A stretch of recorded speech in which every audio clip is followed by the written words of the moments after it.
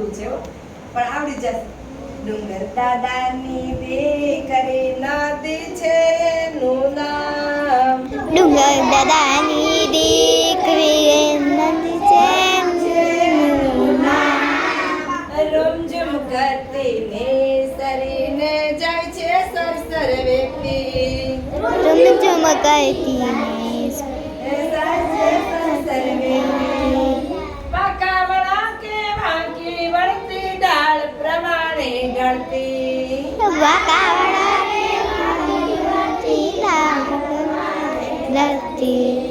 આગળ વધતી આગળ વધતી આગળ વધતી પાછી નાહે પડતી.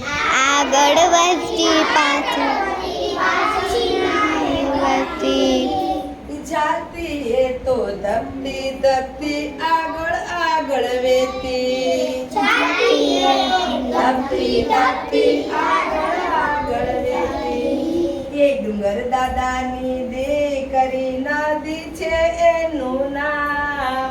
ડુંગર દાદાની દીકરી નદી છે એનું નામ. એ રૂમઝુમ કરતી નિસરીને જાય છે સરસર વેતી. નિસરીને જાય છે સરસર વેતી. ઈ ગામે ગામે તો ફરતી ફરતી રહેતી. ગામે ગામે ગામે ગામે ફરતી ને વનવગડાને વીંધતી. ગામે ગામે ફરતીને વનવગડાને વીંધતી. ખેતર પાદર ગણતી ક્યાંય ના રોકાતી.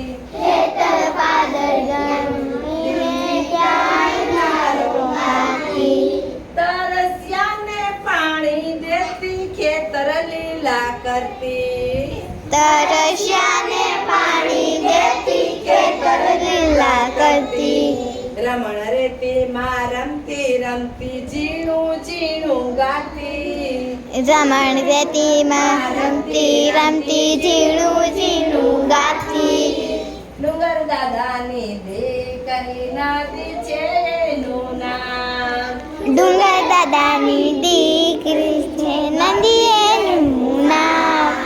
એ રૂમઝુમ કરતી નિસરીને જાય છે સરસર વેતી.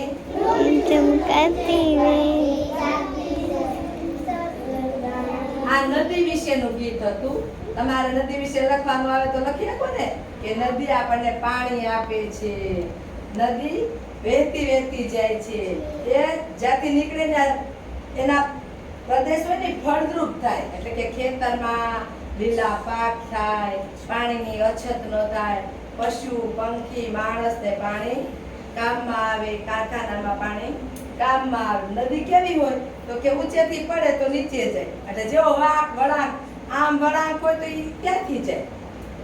ક્યાંક લાંબી ચૂકી લાંબી હોય, ક્યારેક વાંકી હોય, ક્યારેક ઊંચેથી પડતી હોય, એટલે જેવું જેનું સ્વરૂપ આવે એ પ્રમાણે ઢળતી જાય, ક્યારેક થાકતી નથી. નદી ડુંગરથી નીકળે એટલે આમાં વહેતી વહેતી વહેતી વહેતી એના ઢાળ પ્રમાણે વહેતી જાય, ક્યારેય પાછી વહેતી નથી. બરાબર. એમ આપણે ભણતા ભણતા આજે આટલું આવ્યું તો કાલ વધુ શીખવાનું, ક્યારેય રોકાવાનું નહીં. સતત શીખતા રહેવાનું, સતત વહેતા રહેવાનું.